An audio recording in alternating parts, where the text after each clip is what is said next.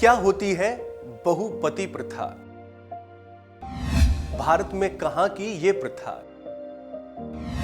कैसे करते हैं इसका पालन? महाभारत की एक घटना के बारे में तो आपको पता ही होगा कि जब धनुर्धर अर्जुन स्वयंवर में द्रौपदी को जीत कर लाते हैं तो घर में घुसने से पहले ही अपनी मां यानी कुंती से कहते हैं कि मां बाहर आओ, मैं एक चीज लेकर आया हूं। लेकिन काम की व्यस्तता के चलते कुंती आदेश देती है कि उस चीज को पांचों भाई आपस में बांट लो।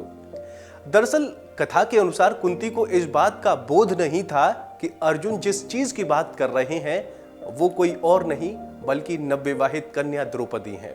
लेकिन मां की बात टाले कौन, लिहाजा कुंती के आदेश का पालन करते हुए पांचों भाइयों ने द्रौपदी से विवाह कर लिया।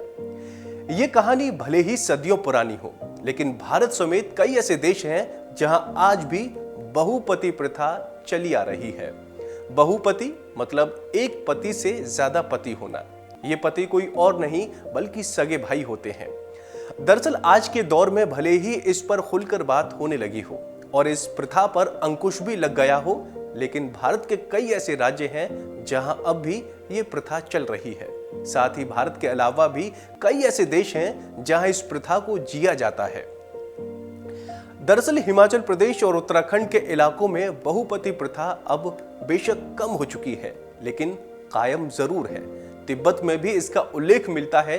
हिमाचल और उत्तराखंड दोनों राज्यों के कबायली इलाकों में आज भी कई महिलाओं के 1 से लेकर 5-7 पति तक हैं। दक्षिण भारत और नॉर्थ ईस्ट में कई जनजातियों में ये प्रथा है।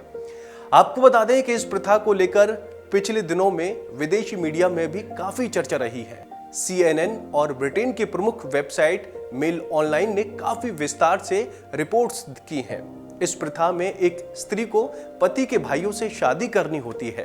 पहले वो परिवार के किसी एक पुरुष से शादी करती है और फिर उसकी शादी उसके भाइयों से हो जाती है।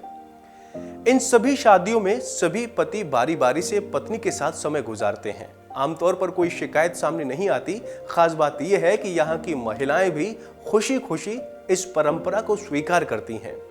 रिपोर्ट के मुताबिक उत्तरी भारत में हिमाचल के किन्नौर और उत्तराखंड में चीन से सटे इलाकों में यह प्रथा है।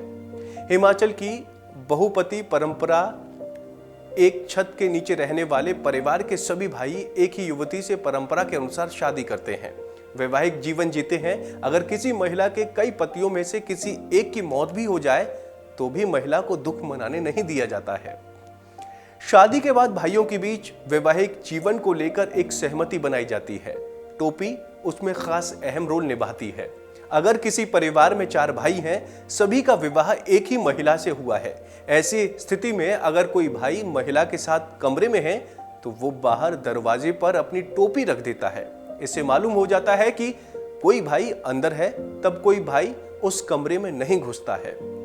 फॉरवर्ड प्रेस ने इसे लेकर एक लंबा इंटरव्यू भी छापा है, जिसके अनुसार इस तरह के विवाह को बेशक कानूनी मान्यता नहीं मिली, लेकिन यह समाज का ऐसा कस्टम है जिसे स्वीकार्यता मिली हुई है।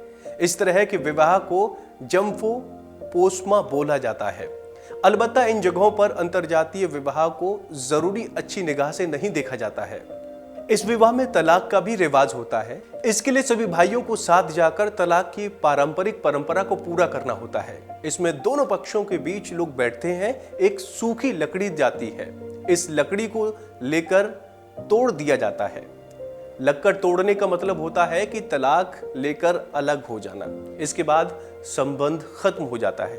हालांकि तलाक के बाद कई बार फिर सहमति बनने पर दोबारा शादी का भी प्रावधान होता है। देश में कई ऐसी जगहों पर बहुपति प्रथा का उल्लेख मिलता है। अंग्रेजों के जमाने में जब 1911 में जनगणना हुई तो उसमें कई जातियां और स्थानों पर बहुपति प्रथा का उल्लेख किया गया। वैसे दक्षिण भारत में नीलगिरी पहाड़ियों में रहने वाले तोड़ा ट्राइब्स में इसका रिवाज है। केरल की नायर महिलाएं भी ऐसा करती हैं। कई नायर जातियों में यह होता है। हिमाचल में ही जानसार, बावर में यह प्रथा जारी है। अरुणाचल प्रदेश में भी खास आदिवासी जनजाति के बीच ऐसा रिवाज है। दुनिया भर की कई सामाजिक व्यवस्थाओं में बहुपुरुष व्यवस्था है। हालांकि अब ये कम होती जा रही है। नेपाल के तिब्बत से जुड़े इलाकों में ऐसा होता है तो चीन के कुछ हिस्सों में भी। ये भूटान में भी है और कुछ अफ्रीकी देशों जैसे केन्या, नाइजीरिया में भी ये प्रथा चल रही है। हालांकि यहूदी, ईसाई और इस्लाम जैसे धर्मों में इसकी मनाही है। इस्लाम में एक पुरुष कई महिलाओं से जरूर शादी कर सकता है, लेकिन एक महिला कई पुरुषों की बीवी नहीं बन सकती है।